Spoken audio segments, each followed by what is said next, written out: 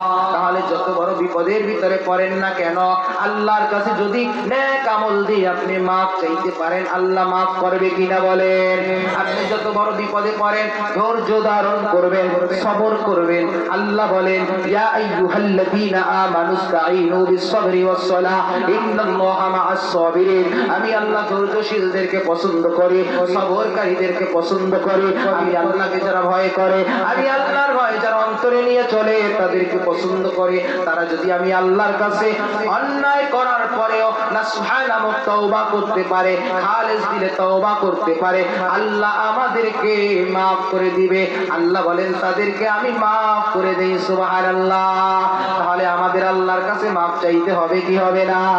কে কে আল্লাহর দরবারে মাফ চাইতে রাজি আছেন? আল্লাহু আকবার বলে দুইটা হাত তুলে দেই। নারায়ে তাকবীর, নারায়ে তাকবীর।